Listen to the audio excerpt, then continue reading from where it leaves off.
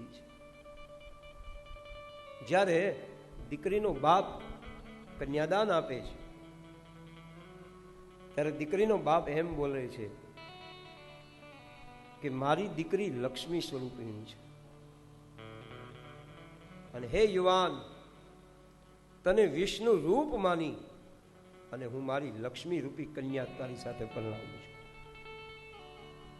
ઇમામ લક્ષ્મી સ્વરૂપિણી મમ કન્યાયા વિષ્ણુ સ્વરૂપાય અમુક નામને શર્મણાય તુભ્યમહમ સંપ્રગદે.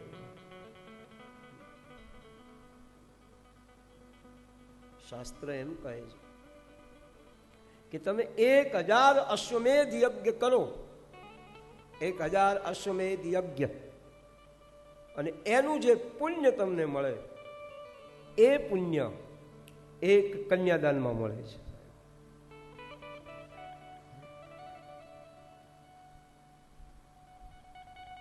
અને કન્યાદાન જેવું કે દાન નથી સાહેબ. એ દીકરીનો બાપ કેટલા લાડથી દીકરીને મોટી કરી હોય સાહેબ. નાની એવી દીકરી હોય અને દીકરી મોટી થાય, અને દીકરીના ત્યાગ જેવો કોઈનો ત્યાગ નથી સાહેબ. આ યાદ રાખજો. સૌથી મોટો ત્યાગ આ દેશમાં હોય ને તો દીકરીનો છે. કારણ કે લગ્ન પછી તમે અનુભવ કરજો તો દીકરીની આગળ જ્યાં એના પિતાનું નામ લાગતું હોય ત્યાં એના પતિનું નામ લાગે છે.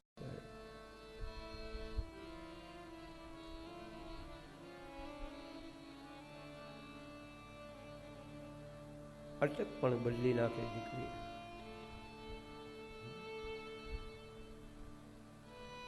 શું દીકરીના પાત્રમાં ભગવાને કરુણા મૂકી છે સાહેબ. દીકરી સાસરે જતી હોય, આપણે દીકરીને ઓળખતા પણ ન હોય, છતાંય તમે અનુભવ કરજો. ગમે એવો પથ્થર દિલ બાપ હશે પણ દીકરીની વિદાય વખતે બાપ પણ ભાંગી પડે છે સાહેબ. દીકરાને મોટો કરવામાં તો બાપનો સ્વાર્થ છે. આ દીકરો મોટો થઈને મારું પાલન કરશે, કાંઈ નહીં તો મને અગ્નિ સંસ્કાર દેશે, મારું શ્રાદ્ધ કરશે. પણ દીકરીને મોટી કરવામાં બાપનો શું સ્વાર્થ હોય છે? બાપ એમ સમજે છે કે આ દીકરી મને કાંઈ નથી દેવાની, એક દિવસ મારે આ દીકરીને દેવાની છે. મારી વિનંતી માતાઓને કે દીકરી જ્યારે સાસરે જાય ને એવો નિયમ છે, દીકરીને 4 પ્રકારનું દાન દેવું જોઈએ. દીકરીને સોનું, ચાંદી, ભૂમિ અને ગાય, આવા ચત્વારી દાનનું મહત્વ છે શાસ્ત્રમાં. એક એક મંગળે એક એક દાનનો મહિમા છે.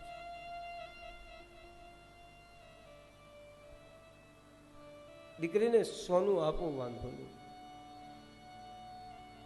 પણ સોના કરતા દીકરીને એવા સોનેરી સૂત્રો શીખવાડજો. બેટા, આજથી તારે તારા સાસરે જવાનું છે, તો હે દીકરી, સાસુ અને સસરાને તારા માતા પિતા માનજે. અને જો દીકરી, આ સંસાર છે, સંસારમાં ક્યારેક દુઃખ પણ પડે. બેટા, છાને ખૂણે રડી લેજે, અને બેટા અમને ફરિયાદ કરવાની આવતી. યાદ રાખજો, તમારી શિખામણ છે ને એ તમારા સોના કરતા વધારે કિંમતી છે.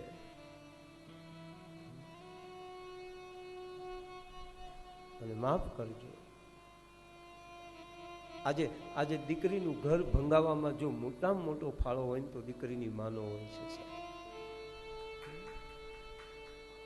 એવી ચડાવે.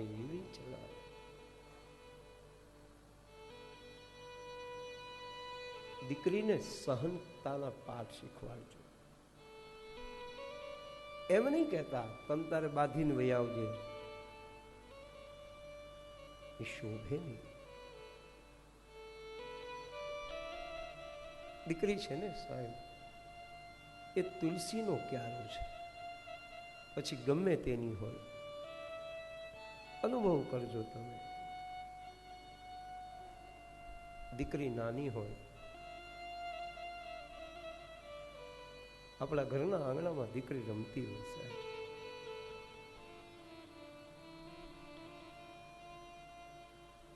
અને દીકરી જ્યારે બાપના ઘરે હોય ને ત્યારે એ હકથી કૂદતી હોય છે.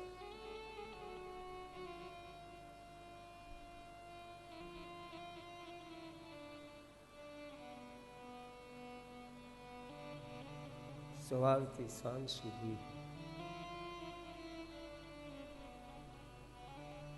દીકરી કેટલી વાર આપણા ઘરનો ઉંબરો ઓળંગતી હશે સાહેબ.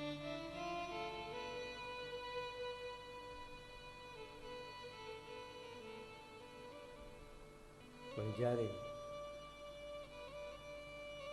છેલ્લો પગ દીકરી આપણા ઘરમાંથી મૂકે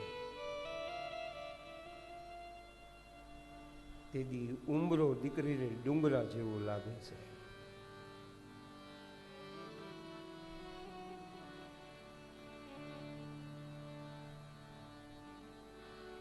તમે અનુભવ કરજો.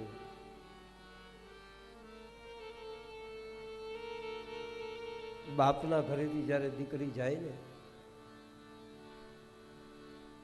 દીકરો જ્યારે મિલકતમાં હક માગે ને ત્યારે સહી કરે.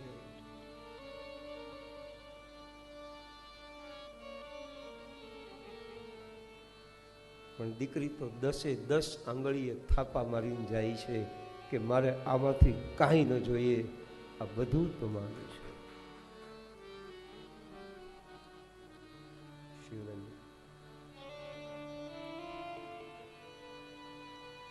શું દીકરીના પાત્રમાં ભગવાને કરુણા મૂકી છે?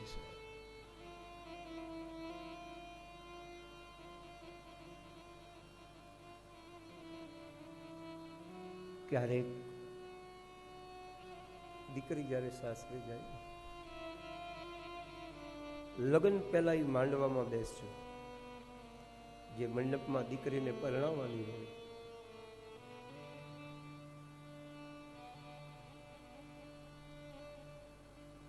એ મંડપ કેટલો રૂપાળો લાગતો હશે સાહેબ, કેટલી મંડપની શોભા હશે.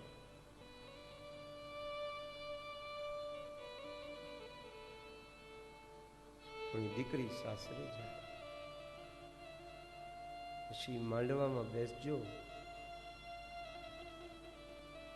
માંડવો તમને ખાવા દોડશે. એ જ મંડપ, એ જ રોશની, પણ એ માંડવો તમને આમાં કરડવા દોડે. કોણ લઈ જાય છે એ રોશની?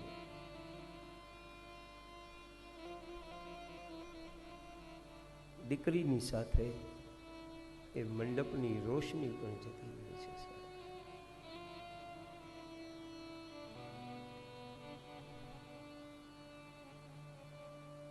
નાની એવી દીકરી હોય સાહેબ,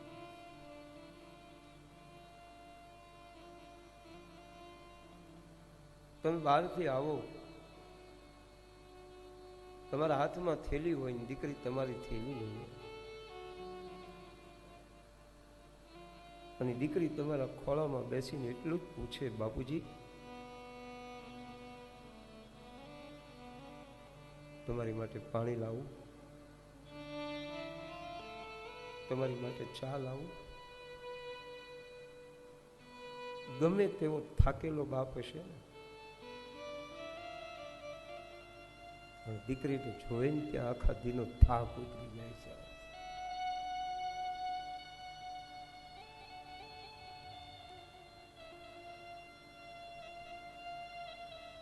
દીકરી ગમે તેની હોય સાહેબ, માતાઓને મારી વિનંતી, એમ માનજો કે આપણી દીકરી છે. છોકરું છે, કદાચ કઈ ભૂલ પણ થઈ જાય.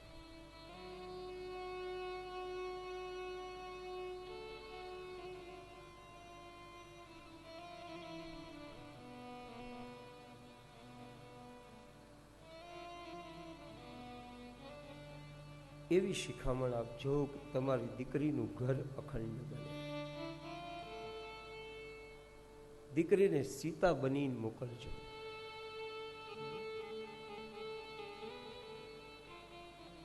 ગાયોના દાન તો હવે ક્યાંથી દઈ શકીએ આપણે? ગાયો રાખવાની પણ વ્યવસ્થા નથી. પણ દીકરીને એમ કહેજો કે બેટા, જેમ ગાયનું દર્શન કરતા લોકો પવિત્ર બને છે, એમ તારું દર્શન કરીને સાસરિયાના લોકો બધા પુણ્યશાળી બને એવું જીવન જીવજે.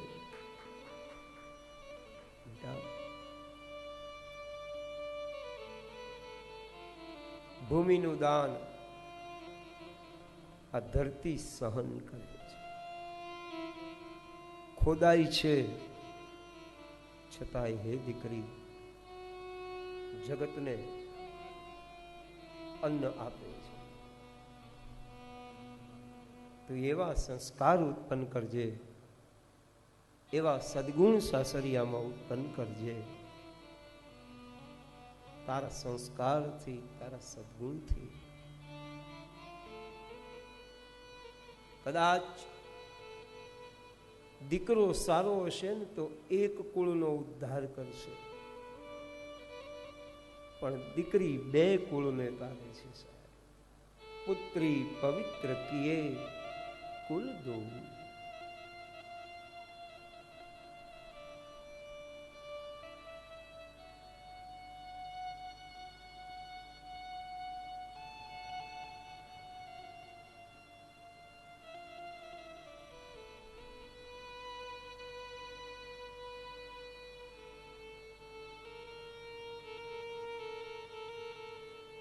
એવા સંસ્કાર આપજો કે તમારી દીકરી જ્યાં પણ જાય ત્યાં સુખી થાય.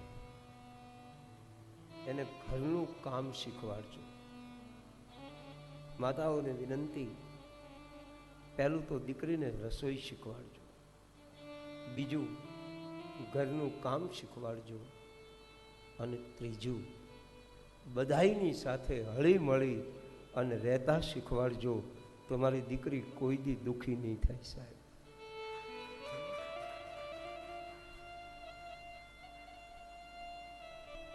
તો લગ્નની વિધિમાં જ્ઞાન છે.